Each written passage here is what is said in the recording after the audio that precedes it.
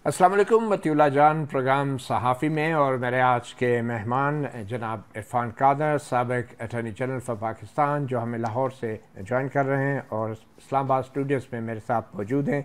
Hammad Hasan, senior journalist और तजज़ियाकार, और उनके साथ सीनियर कोर्ट रिपोर्टर हसनात मलिक। बहुत शुक्रिया तमाम मेहमानों का। इरफान कादर साहब, बड़ी गहमा गहमी है और तहरीक इंसाफ की तरफ से मुख्तलिफ़ किस्म के मिक्स सिग्नल्स आ रहे हैं। कभी लगता है कि वो मुज़ाकरात के लिए तैयार हैं और गिला कर रहे हैं कि उनसे कोई रब्ता नहीं कर रहा, और कभी लगता है कि उनके अंदर ही सफ़ों में, PTI की सफ़ों में कुछ ऐसे इख्तलाफात हैं कि जिनकी वजह से हुकूमत का ये दावा उन्हें समझ नहीं आ रही कि किस से बात की जाए। और बकौल फैसल करीम कुंडी के मुख्तलिफ़ फ्रेंचाइज़ हैं। तो आपको क्या लग रहा है, तहरीक इंसाफ के मामलात किस तरफ जा रहे हैं? देखें, जब बात करने का बेहतरीन मौका था इनके पास, तो वो वक्त था जब के तरीके इंसाफ हुकूमत में थी। और मेरे बहुत से प्रोग्राम्स हैं उस जमाने के जिसमें कि मैंने ये कहा था कि इनको चाहिए, खान साहब को, बानी जो PTI की, उनको चाहिए कि वो सबको अपने साथ लेके चले, क्योंकि हुकूमत जो है वो ऑपोजिशन को डिवोर्स करके या ऑपोजिशन को तलाक दे के नहीं चल सकती। ये तो एक ऐसा सिलसिला है ऑपोजिशन का और हुकूमत का, एक पार्लिमानी जमहूरियत में, कि उनको हम होकर इकट्ठे चलना पड़ता है। तो उस वक्त तो उन्होंने कह दिया मैं किसी से बात नहीं करूंगा, और उन्होंने बड़े सख्त अल्फाज कहे अपने जो हरीफ है उनके बारे में। आज अगर वो इस तरफ आ रहे हैं बात करने की तरफ, तो मैं समझता हूं कि ये खुशाइन चीज है और इवेंचुअली ये मामला इसी तरह से सुलझाया जाएगा। और मेरी भी यही फीलिंग है कि आने वाले दिनों में बातचीत होगी, और उस बातचीत के तहत फिर ये तमाम ये जो सियासी चपकलिश है, जो कि इस वक्त कानूनी केसों की शक्ल इख्तियार कर गई है, और माजी में भी इसी तरह कानूनी केसेस बने थे और वो फिर खत्म हुए थे, तो यहां पे भी मैं यही देख रहा हूं इवेंचुअली ये अफाम और तफहीम के साथ ये मामला तय होगा। ये कानूनी जंग से ज्यादा एक सियासी चपकलिश है जिसको कि अब सॉर्ट आउट करना पड़ेगा। ये आरिफ हबीब साहब एक मारूफ सनतकार हैं, उन्होंने भी शहबाज शरीफ को ये मशवरा दिया है, शहबाज शरीफ जो अभी कराची के दौरे पर थे, कि जो जेल के बासी हैं उनसे भी हाथ मिलाना पड़ेगा शहबाज शरीफ को। तो उनका ये मशवरा जो है, ये किसकी तरफ से एक पैगाम हो सकता है आपके ख्याल में, और ये मतलब क्या है हाथ मिलाना पड़ेगा शहबाज शरीफ को?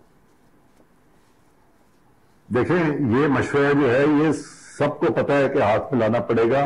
सवाल सिर्फ ये है कि अभी तक वो जो हाथ मिलाने की कोशिश हो रही है, और उस कोशिश पे अभी हुकूमती पार्टी जो है एकदम एग्री नहीं कर रही। गालिबन इसीलिए नहीं कर रही कि अपनी दफा जब बानी PTI हुकूमत में थे तो उन्होंने बहुत ज्यादा टफ टाइम दिया था ऑपोजिशन को, और ये मकाफात अमल है जिसको हम कहते हैं अंग्रेजी की जुबान में टिट फॉर टैट, जैसा करोगे वैसा भरोगे। तो कुछ देर इनको सख्ती से गुजरना पड़ेगा, इवेंचुअली मामला जो है इनके सुधर जाएंगे, और मैं बड़ा होपफुल हूं कि मुल्क जो है फिर आगे चलेगा। ठीक है हसनात मलिक साहब, जो मुकदमात हैं बानी PTI के ख़िलाफ़, उनमें कुछ ऐसे आसार हैं कि वो मुकदमात वक्त गुजरने के साथ साथ ख़त्म हो जाएंगे या बानी PTI बाहर भी आ जाएंगे? क्या लग रहा है आपको अदालती मामलात को देखते हुए?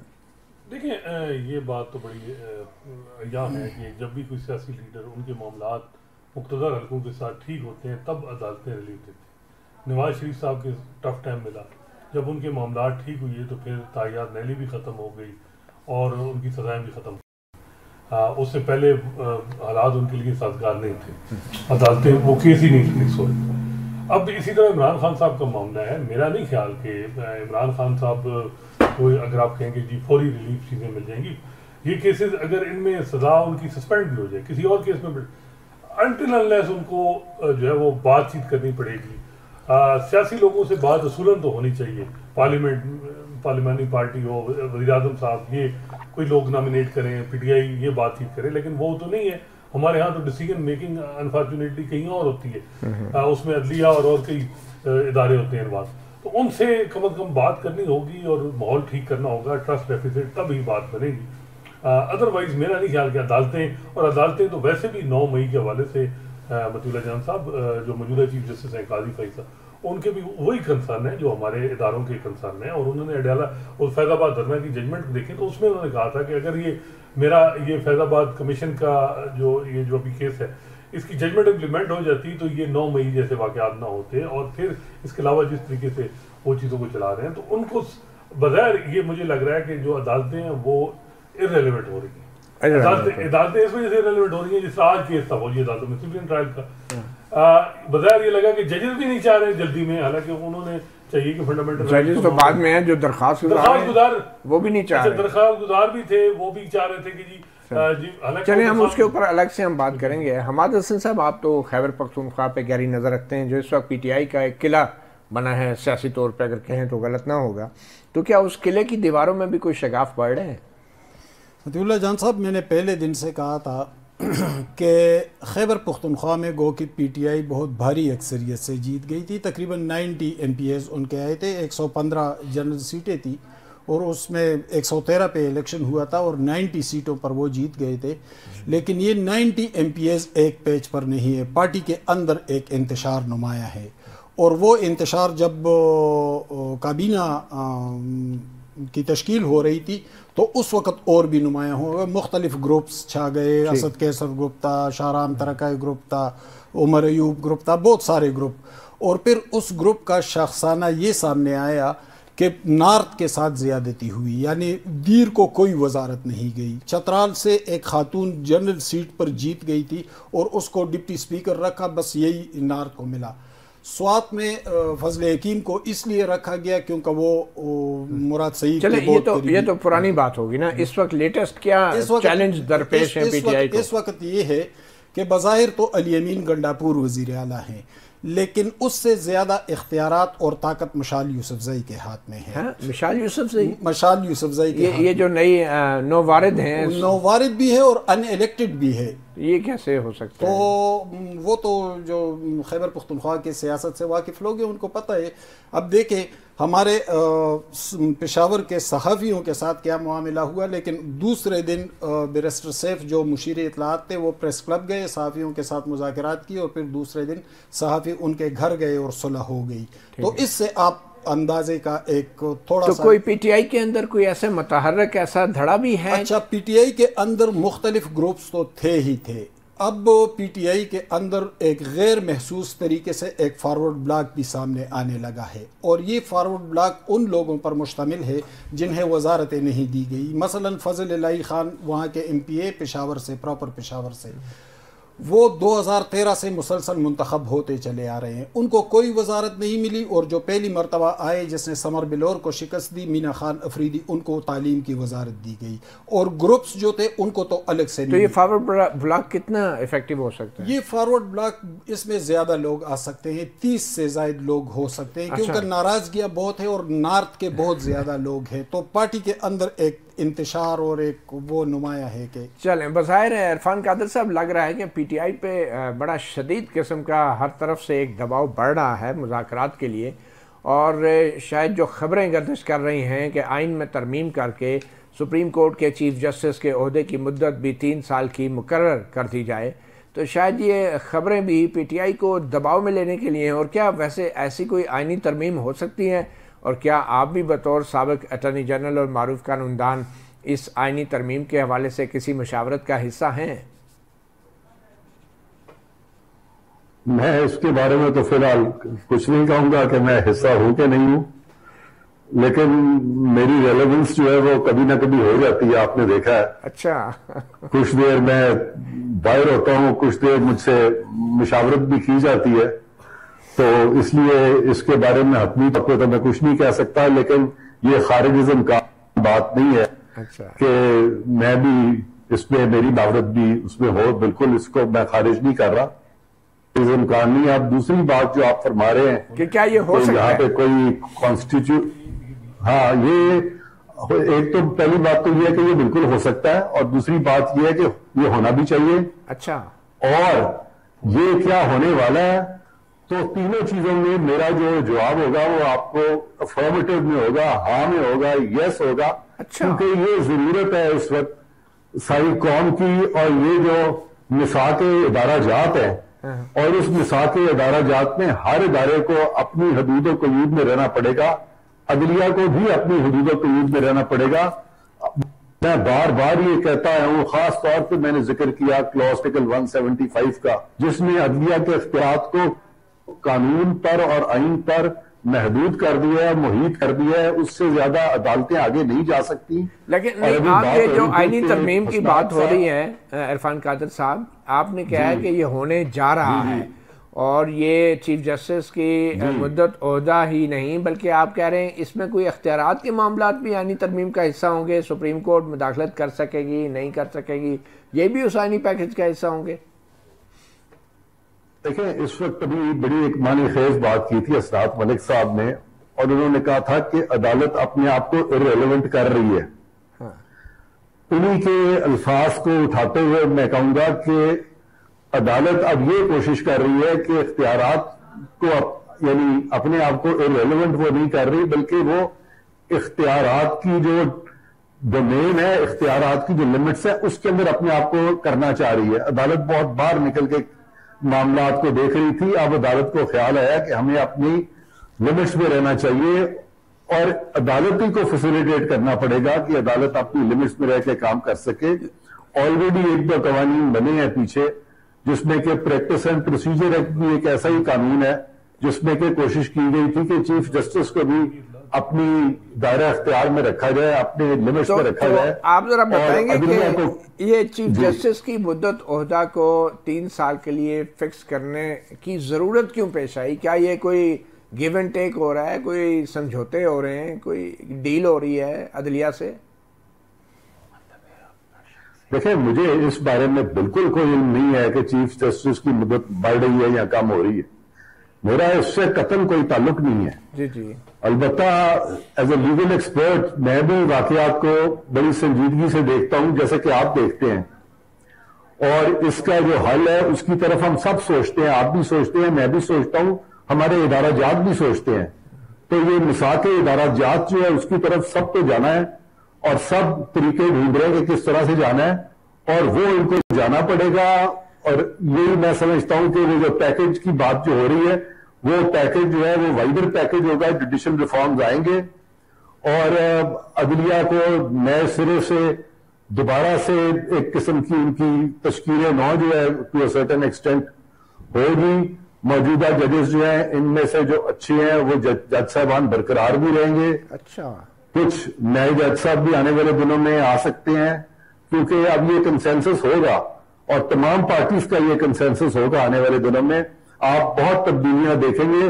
अगर ये तब्दीलियां या ये जो जरूरी एक कॉन्स्टिट्यूशनल सर्जरी अगर ये ना की गई तो पाकिस्तान का निजाम जो है कानून का कभी मुस्तहकम नहीं हो सकेगा। ठीक है। असरात मलिक साहब, एक आपसे बड़ा अहम ये बड़ी बातें बता दी हैं इरफान कादर साहब ने, बड़ी किसी ने ऑन द रिकॉर्ड बात की है, क्योंकि बहुत करीब भी रहे और साबिक खरे और सच्चे आदमी हैं। खरे और सच्चे आदमी। अभी इन्होंने और भी मजीद भी हमें कुछ बताना है, छोटी सी ब्रेक के बाद।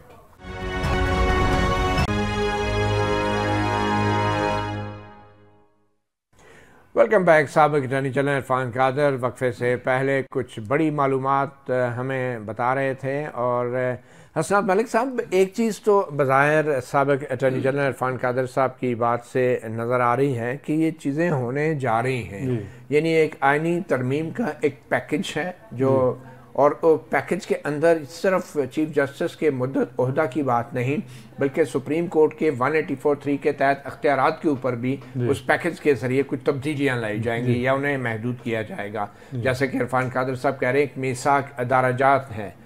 तो आपको क्या लगता है, क्या ये गिव एंड टेक है? क्या ये एक दाना डाला जा रहा है माजरत के साथ सुप्रीम कोर्ट को, कि जिसमें ये तासुर दिया जा रहा है कि हम आपके लिए कर रहे हैं, तो जो केसेस मखसूस नशिस्तों वाले आएंगे वो बड़े अहम हैं, क्योंकि उन मखसूस नशिस्तों के बगैर ये आइनी पैकेज मंजूर नहीं हो सकता, ये 2/3 अक्सरियत नहीं होगी। तो इसलिए अगर मखसूस नशिस्तों का केस आता भी है सुप्रीम कोर्ट में, या तो उसको फौरी तौर पर डिसाइड ना किया जाए या फिर उसको ऐसे डिसाइड किया जाए कि 2/3 अक्सरियत के ज़रिए हम इस आइनी पैकेज को मंजूर करवा लें।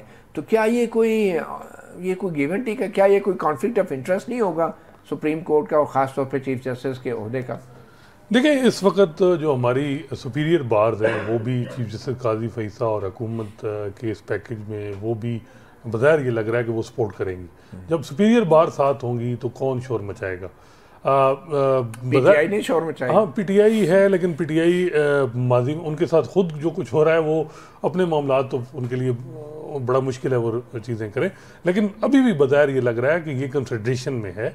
इरफान कादिर साहब की बात ठीक है कि सीरियस कंसिडरेशन होंगी, लेकिन बज़ाहिर ये लग रहा है कि ये अभी जब ये आगे जाएगा मामला, थोड़ा सा जब ऑन रिकॉर्ड कोई बात होगी उसके बाद इस पर जो है वो बड़ा मुश्किल हो जाएगा कि ये चीज़ें आगे चलाई जाएं। और जो ख़ासकर ये मामला है कि जी ये जो डोमेन है, देखें बात एक होती है कि एक पावर होती है कि उसका रिस्ट्रेन किया जाए, उसका इस्तेमाल ना किया जाए, लेकिन अगर आइनी तौर पे कर्टेल कर दिया जाए और 184(3) के जिस तरह आप कह रहे हैं कॉन्स्टिट्यूशन अमेंडमेंट में कोई ऐसी चीज़ आ जाती है कि उसकी जो ओरिजिनल जुरिस्डिक्शन है वो कर्टेल हो जाएगी, ये तो मेरा ख्याल है कि सीलियंट फीचर है जो आइन का वो इफेक्ट होगा।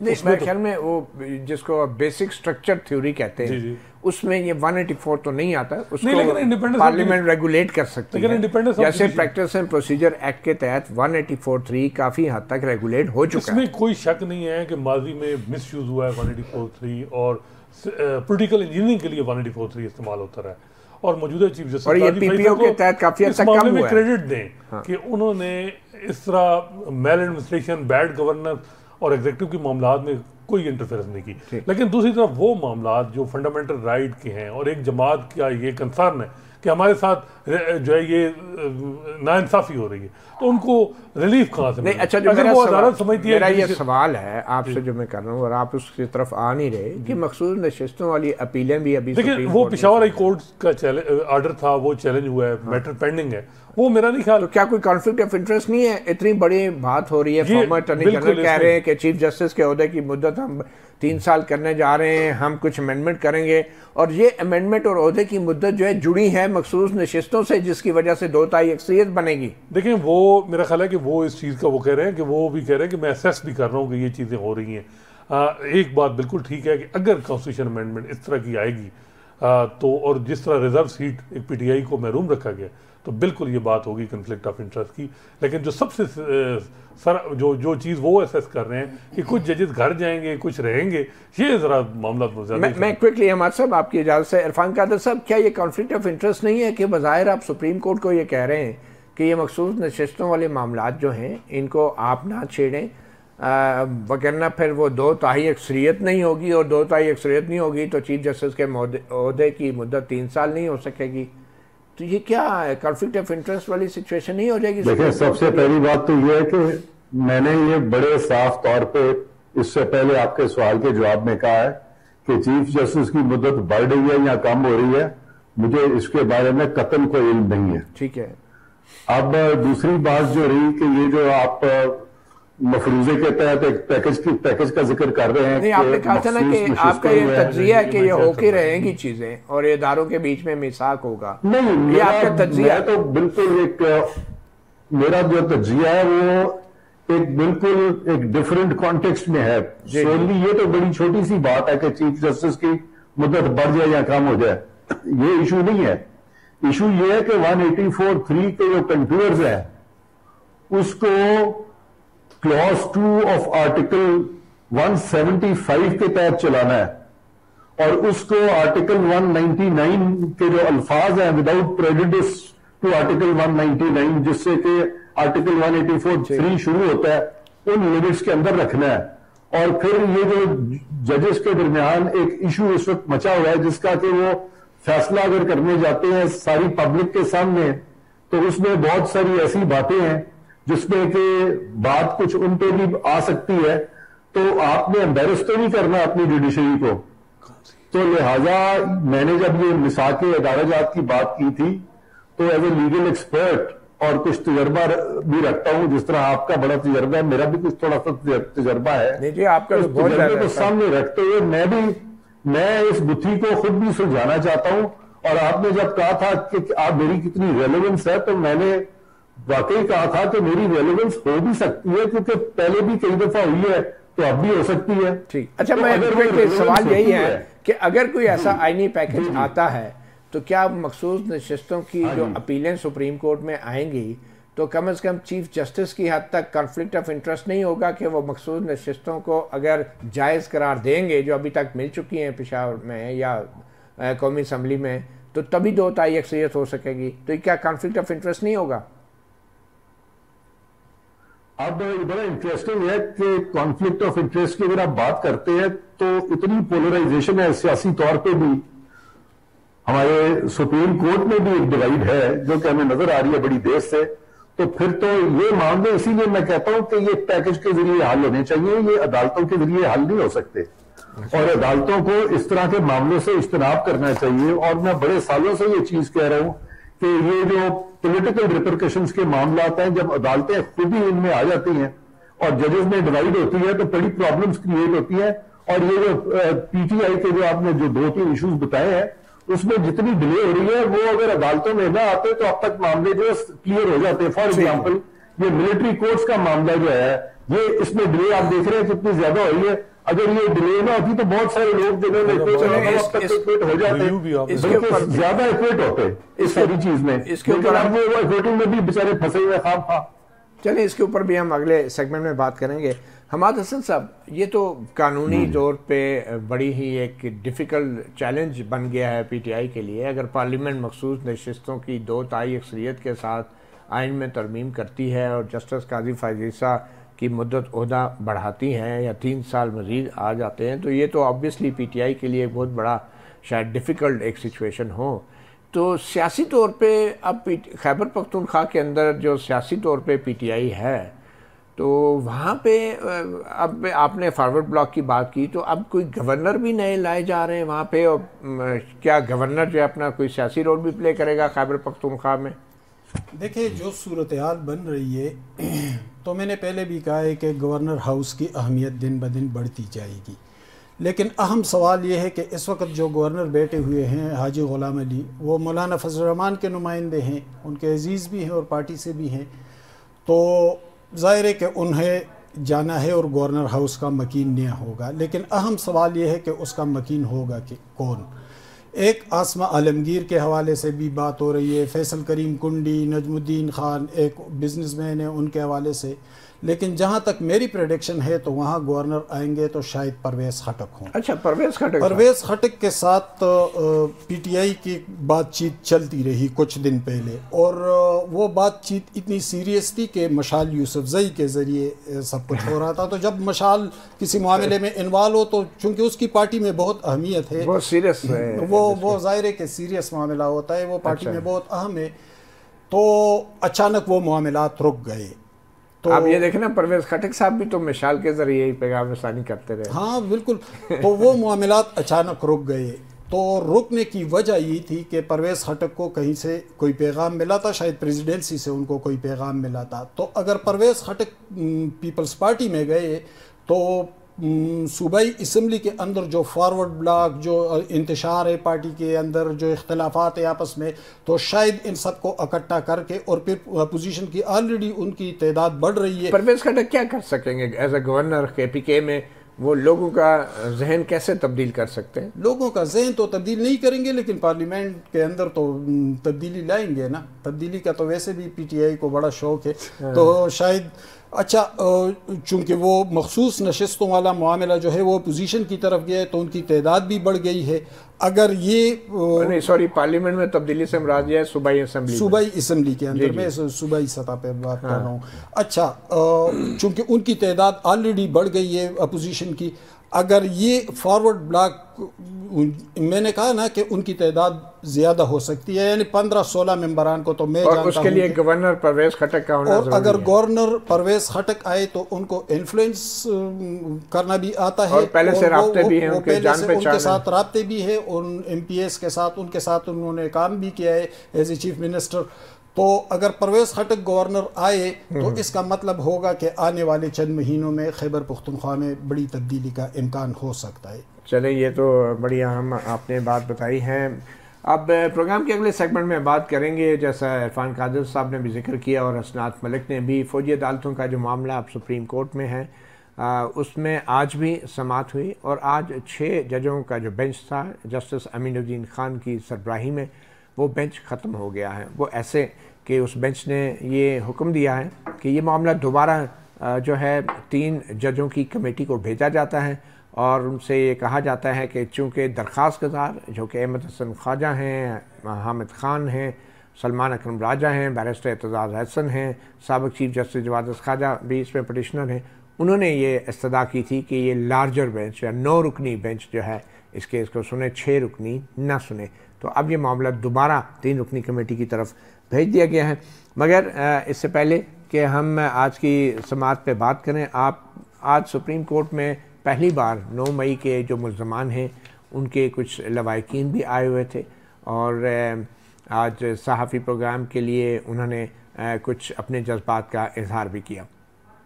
मिलिट्री ट्रायल में जो गैर मुल्की जासूस भी पकड़े जाएं उनका ट्रायल होता है, महीने के अंदर ख़त्म करके जेल मुंतकिल कर देते हैं।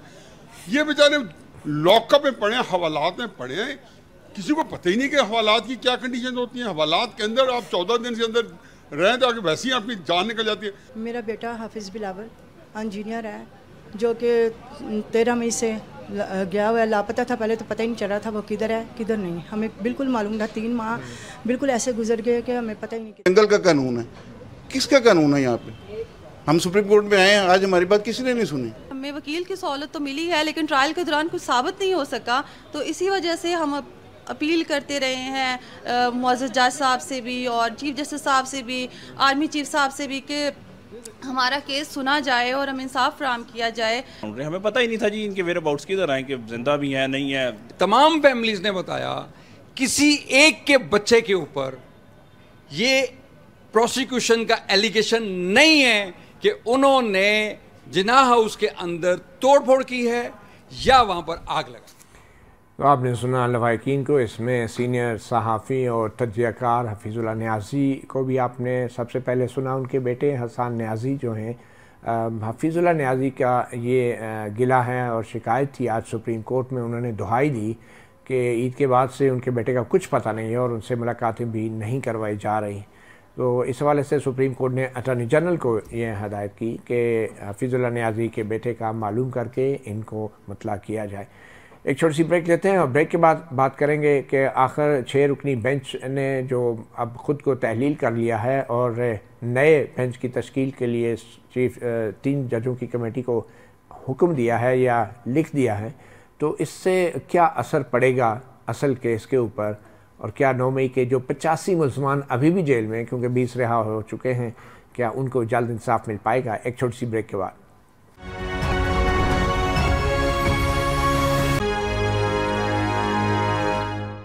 वेलकम बैक प्रोग्राम सहाफ़ी में। तो हसनान मलिक साहब, आज जो सुप्रीम कोर्ट का बेंच तहलील हो गए हैं, ये पहली बार ऐसे नहीं हुआ।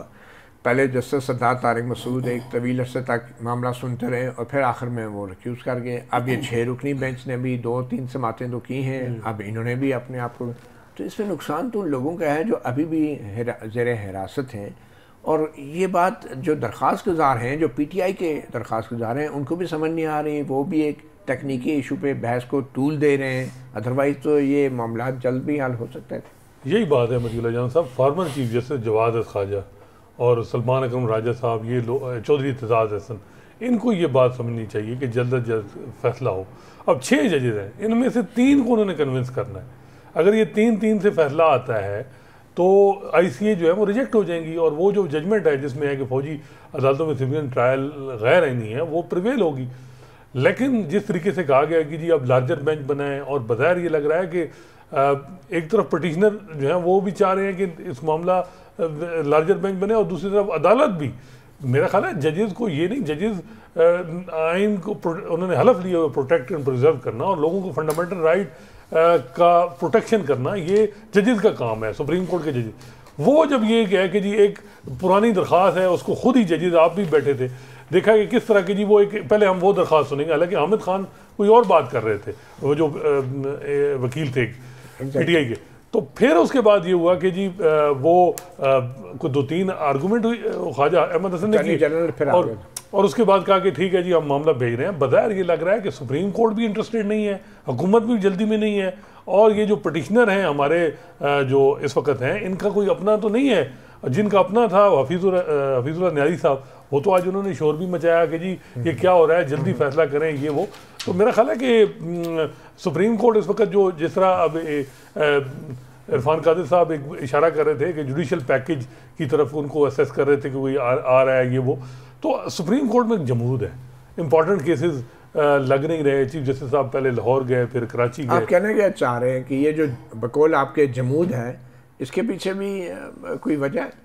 देखिए, ये जब तक ये मसला अभी ये जो जुडिशल पैकेज का ये कंट्रोवर्सी ख़त्म नहीं होती तो मेरा नहीं ख्याल कि पैकेज जी यही बात है, रिफॉर्म जुडिशल रिफॉर्म पैकेज हो गए। चले तो ये रिफॉर्म पैकेज जो है ये जब होगा हल, इसमें कोई कंट्रोवर्सी जो है या तो ये है कि clear cut attorney general law minister एक प्रेस कॉन्फ्रेंस करेंगे, कोई ऐसी नहीं है। तो जैसे बजाय लग रहा है भी नहीं कर रहे हैं, नहीं वो जो बजाय लग रहा है कि चीज़ें बड़ी खामोशी से इस पे काम बड़ा जारी है। और ये बड़ा अब आज जो इस तरह इरफान कादिर साहब ने असेस किया है, उनको तजर्बा ये जो बता रहा है कि जिस तरीके से और चीज़ें भी, लेकिन हसनात साहब मैं और आप भी तो बज़ाहिर इस्तेमाल नहीं होते हैं। जब इसके ऊपर हम जितनी बात करते हैं तो इससे जो मखसूस नशिस्तों वाली अपीलें हैं जो सुप्रीम कोर्ट ने सुननी है, उस हवाले से सुप्रीम कोर्ट पे दबाव बढ़ता नहीं है कि किस तरफ जाना है?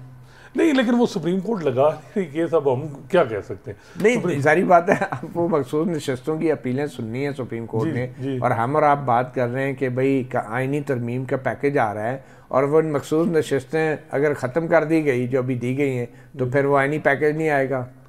तो हम भी तो एक किस्म का उसका हिस्सा बन रहे हैं ना, ये उस दबाव का कि जो सुप्रीम कोर्ट पे लाया जा रहा है। जो बैरिस्टर गौर हैं उस दिन मिले हैं रजिस्ट्रार को और उन्होंने रिक्वेस्ट की कि जी हमारा केस लगाया जाए। कौन सा? ये जो रिजर्व सीट के हवाले से जो पेशावर हाई कोर्ट का डिसीजन, उसमें इतला ये है कि यही कहा गया कि जी जल्द आपकी केस लगेगा।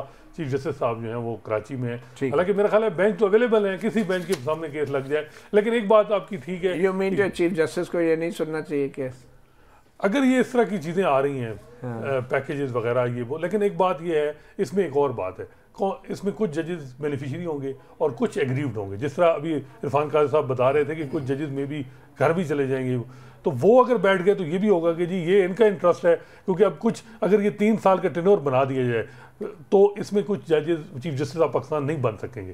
तो क्या वो सुनेंगे? तो वो भी तो फिर बड़ा मसला बनेगा। इरफान कादिर साहब, ये मखसूस नशिस्तों वाला केस या अपीलें जब सुप्रीम कोर्ट में जाएंगी तो ये जो आइनी पैकेज और चीफ जस्टिस के ओहदे की मुद्दत के लिए आइनी तरमीम की बातें हो रही हैं, तो ऐसी सूरत हाल में क्या आपके ख्याल में प्रॉपर्टी क्या डिमांड करती है? क्या चीफ जस्टिस को मखसूस नशिस्तों वाली अपीलें सुननी चाहिए, बेंच पे होना चाहिए उन्हें? हाँ, मैं यही आपको बता रहा हूँ कि यहाँ पे अगर आप कॉन्फ्लिक्ट ऑफ इंटरेस्ट को इस स्टेज पे लाएंगे तो कॉन्फ्लिक्ट ऑफ इंटरेस्ट वाले तो तकरीबन सारे ही जजेस का कोई ना कोई कॉन्फ्लिक्ट ऑफ इंटरेस्ट निकल आएगा। इसीलिए माजी में जब हम ख्याल जजेस बैठते थे तो हमें बारहा कहना पड़ता था कि आप लार्जर बेंचेस बनाएं। लिहाजा ये जो जिस साबिक चीफ जस्टिस ने ये पिटीशन फाइल की हुई है जवाद खाजे ने, तो ये खुद इसी मसलक का था कि अकेला भी जज बैठा हो तो और किसी को ना बिठाया जाए, और उस वक्त इनकी यही कोशिश होती थी कि हम ख्याल जजेस बैठे। अब एक खुशाइंद बात है कि अब ये कहते हैं कि नहीं अब लार्जर बेंचेस बने, तो एक तो ये तब्दीली जो है सामने आ गई है, और क्योंकि लार्जर बेंच का जब मामला आता है तो वहां पे सारे फिर कॉन्फ्लिक्ट ऑफ इंटरेस्ट वाले बैठ जाते हैं और उनके दरमियान एक किस्म का इक्विलिब्रियम एस्टैब्लिश हो जाता है। चलें, अभी तो हम फुल कोर्ट की भी खबरें सुन रहे हैं, जो 6 जजों के खत का मामला है उस पर तो फुल कोर्ट अब 29 तारीख को तवक्को की जा रही है कि वो सुनेगी, क्योंकि चीफ जस्टिस ऐलान तो कर चुके हैं। जी हाँ, जी हाँ, जी हाँ। अच्छा, इरफान कादिर साहब, हमाद हसन साहब की तरफ हम जाना चाहेंगे। हमाद साहब, क्या ये मामला चल रहे हैं, हर तरफ से बज़ाहिर जो ख़बरें आ रही हैं वो पीटीआई के लिए कोई अच्छी ख़बरें नहीं हैं, हर तरफ से, चाहे वो सियासी महाज है चाहे वो कानूनी महाज है। तो ये अभी लेटेस्ट जो अख्तलाफात पीटीआई के अंदर से हमें नज़र आ रहे हैं, पब्लिक अकाउंट कमेटी जो बड़ी ताकतवर पार्लिमानी कमेटी होती है, तमाम सरकारी महकमों के अकाउंट्स की ऑडिट रिपोर्टों का वो जायज़ा लेती है, उसके जो सरबराही है, कभी कोई पीटीआई से खबर आती है कि इमरान खान ने कहा है कि शेर अफजल मरवत उसके चेयरमैन होंगे, कभी आती है कि अहमद रज़ा होंगे, कभी आती है अहमद खान होंगे। तो ये क्या चल रहा है पीटीआई के अंदर? ज़ाहिर है कि पीटीआई को ये नहीं कि उनको स्पेस नहीं दिया जा रहा है, बल्कि वो अपने लिए स्पेस तलाश करने में नाकाम हो रही है।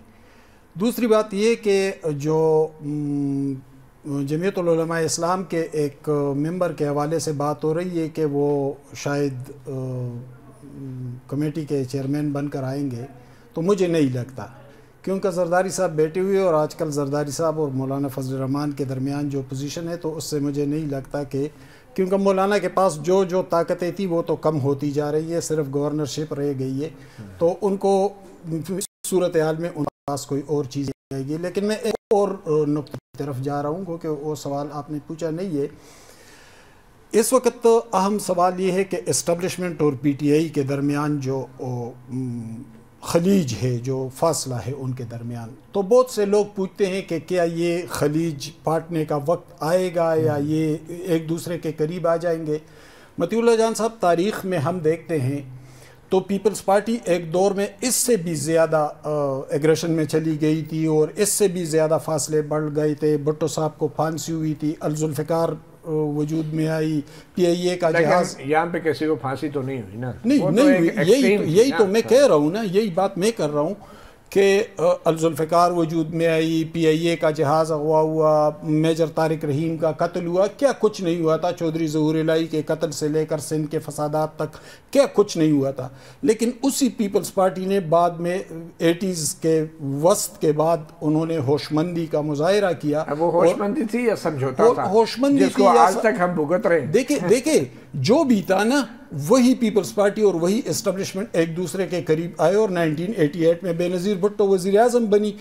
अब मैं नहीं, बेख्तियार वज़ीर आज़म तो खैर हर कोई होता है, वो सिर्फ बेनज़ीर भुट्टो नहीं थी, वो तो सब होते हैं। वो तो आप मौजूदा वज़ीर आज़म के कोई उसी तरह की अरेंजमेंट हो जाए इस मुल्क के लिए। मैं ये कह रहा हूँ कि ये सवाल गलत है कि एक दूसरे के करीब नहीं आएंगे। सियासी कुव्वतें और एस्टेब्लिशमेंट एक दूसरे की मजबूरी होती है। नहीं, ये गलत सवाल आपने खुद ही किया तो मैं यही कब आएंगे वैसे करीब? कब पीटीआई जरा होशमंदी के साथ मामलात को देखे और वो ज़मीनी हकाइक को भी समझे। इरफान क़यादत साहब, आपके ख्याल में जो हमाद साहब ने सवाल उठाया कि एस्टैब्लिशमेंट और पीटीआई करीब आ सकते हैं, तो आपकी क्या राय है? मैं तो बिल्कुल हमाद साहब से मुत्तफिक हूँ। आप देखें कि सबसे पहली दफा जब को प्राइम मिनिस्टर को पिक किया गया था तो अपनी मर्जी का सबसे ज्यादा यानी जो सॉफ्ट शख्स था उस वक्त का, उसको पिक किया गया था, जो जुनेजो साहब थे। वो हैंड पिक थे जनरल ज़िया के, लेकिन वक्त के साथ साथ वो ताकतवर होते गए और जैसे जैसे वो ताकतवर होते गए फिर वो उनको भी निकाल दिया गया। उसके बाद पीपल्स पार्टी का दौर, उससे पहले था PMLN, उसके बाद आई MQM, उसके बाद आई, सबकी टिफ हुई एस्टेब्लिशमेंट से और उस टिफ के बाद फिर एक दफा आपस में उनके। तो फिर ये गलती किसकी थी, एस्टेब्लिशमेंट की थी या वज़राए आज़मों की थी? हाँ, अब ये बड़ा इंटरेस्टिंग है, ये आप लोग जब लिखेंगे इस पे तो डेफिनेटली पता चल जाएगा किसकी थी। मैं समझता हूँ हम सब की थी और हम सबको अपनी अपनी इंट्रोस्पेक्शन करनी चाहिए और आगे चलना चाहिए। ठीक सर, बहुत शुक्रिया। इरफान कादर, इस्नात मलिक और हमाद हसन, सहाफ़ी प्रोग्राम से इतने। इजाज़त दीजिए, अल्लाह हाफ़िज़।